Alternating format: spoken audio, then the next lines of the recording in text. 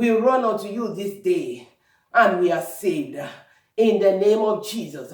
Blessed Holy Spirit, come and pray with us. Let there be result, oh God. Let there be result. Let there be result.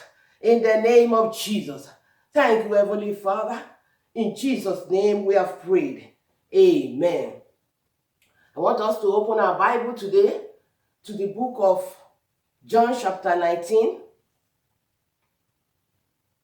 The Gospel according to St. John chapter 19, and I'll read verse 30. John 19:30, and it says, when he had received the drink, Jesus said, it is finished. With that, he bowed his head and gave up his spirit. I'll read again. When he had received the drink, Jesus said, it is finished. With that, he bowed down his head and gave up his spirit. I intentionally pause after the word, it is finished. And I titled the prayers that we are going to be doing today as Claim Your Life. People of God, creation of God, I want to tell you today, you need to claim your life. Even though God has finished the plan, even though he has finished the work, many still leave their portion unclaimed. Many claim a part of this plan, and they thought that's all. But I want to tell you there is a portion of it that I have come to the awareness that I need to claim. And I want to bring to your awareness. Maybe you have been claiming it, but you have not claimed it all. You need to claim it today. And I say, claim your life. Jesus said, it is finished. When he cried that cry, brethren, it was a cry of agony. And at the same time, it was a cry of victory. It was a cry of victory. The Redeemer cried. He said, it is finished. And you may want to ask, what does it mean that it is finished? What does that mean? In Greek word, from the verb teleo, which means to bring to an end, to complete, to accomplish. He cried, it is finished, meaning I successfully completed the work I came to do. This brings me joy. This brings me great excitement, knowing that Jesus came not just for coming sake, not just to be born and proclaim that he is the only begotten Son of God. He came for a work. There was a work. There was a plan from heaven. Who will redeem man? Who will redeem mankind back to God? Who will reconcile man back to God? This bridge, who is going to bridge it? And Jesus said, here I am, Father. I will finish the work. He was born. He went about saying, repent, for the kingdom of God is at hand. People do not understand. He was saying what will happen. I will be beaten. I will be reproached. I will be shamed. I will be mocked for your sake. This is part of the plan. Why should I be mocked? Why should I be shamed? Why should I be ridiculed? It's all part of the plan. The Savior finally cried that cry of victory. When he died, he left no unfinished business. When he said it is finished, it was true. That is the truth. It was finished. And I want to address this matter before the throne of mercy this morning, as God has granted us the grace. And everyone that is listening to me this morning, the number one work that was finished was the work of wrong identity. The work of wrong personality. When man sinned in the Garden of Eden, he lost the original identity. He lost the place of authority. He lost the place of power. And that is why in our world today, brethren, what's everything fighting for? My self-esteem, my confidence, my self-identity. I want to feel belong. I want to know where I am. I want to know my standing. I want to tell you this morning, Jesus said it is finished. Wrong identity is finished. In form of rejection, shame, reproach, and lack of favor, it is finished. And the first prayer that I want us to pray this morning is that, Father, I thank you for the redemption plan.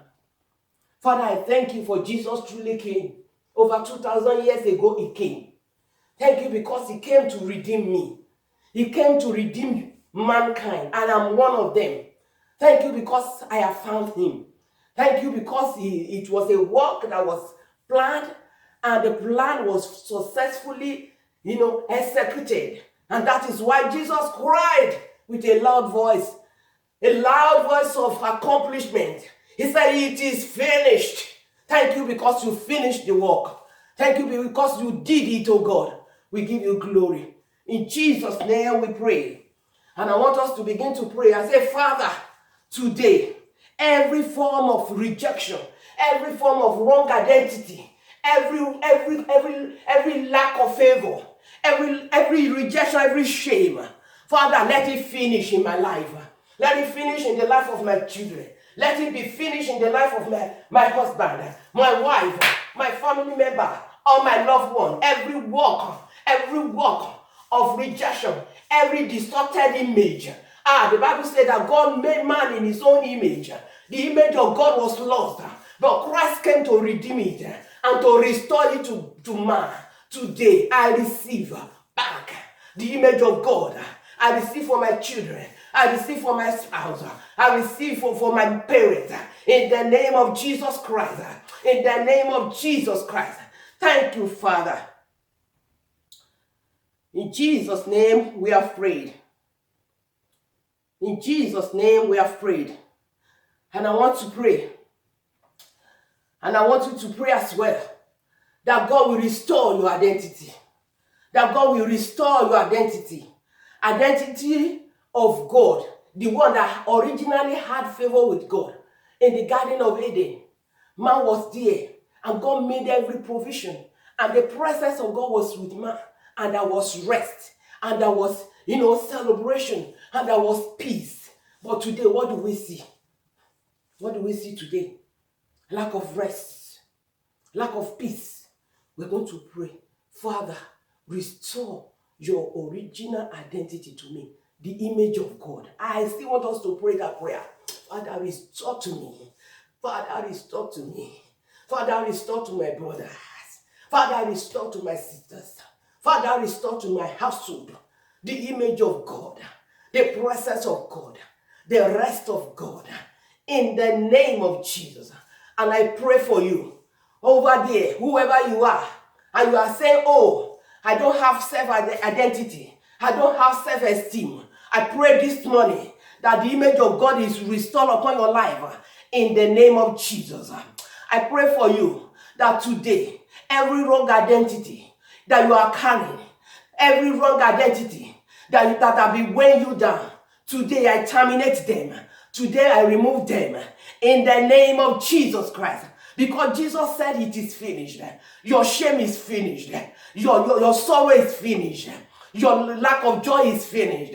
In the name of Jesus, I decree that joy come to you. I decree that self-esteem come to you. Confidence come to you. Confidence in the Lord come to you. In the name of Jesus Christ. In the name of Jesus Christ. You have been accepted by Christ. Today, acceptance Wherever the glory of God has been assigned to you, you shall be accepted. You shall no more be rejected. You shall no more be mocked. You shall no more be reproached. In the name of Jesus Christ, you will forget your shame. You will forget your reproach. You will forget your sorrow. In the name of Jesus. Father, I thank you because your word is established already. I decree, I declare that it is settled over your life. No more shame, no more shame, no more shame, no more mockery in the name of Jesus. No more mocking in the name of Jesus. In the name of Jesus. No more lack of favor. You'll be favored. You'll be favored. You'll be accepted to the glory of God in the name of Jesus Christ. Thank you, Heavenly Father. In Jesus' name we have prayed. We're going to the second item I have here. I said it was the Savior's final cry of victory over the battle of sin and Satan and work of the flesh. Jehovah, God himself that came in man Jesus, in man Christ, the anointed one, in man Christ, the Messiah. Yahweh himself came down to redeem man. He came and he finished the work and he cried. He said, Satan, here is my victory over you. Because Satan, you might be wondering, who is Satan? I don't know Satan. I don't see Satan. He's a liar. He's a thief. He's a destroyer. And he has been deceiving mankind. He has been lying, all manners of lies to man. Telling you, no, you don't count, you don't matter. But I want to tell you this morning that you matter in the agenda of God. That you matter in the plan of God. That you matter in the kingdom of heaven. Where you give your life, where you repent, where you're a soul, that you have connected back to your maker. Heaven rejoices. You matter. He came to destroy all the lies that Satan had been telling man. Colossians chapter 2, verses 14 and 15. The book of Colossians chapter 2, verses 14 and 15. And it says, blotting out the handwriting of ordinances that was against us, which was contrary to us, and took it out of the way, nailing it to the cross. I will read that again. Blotting out the handwriting of ordinances that was against us, which was contrary to us, and took it out of the way, nailing it to his cross. To the cross of Jesus. To the cross of Jesus.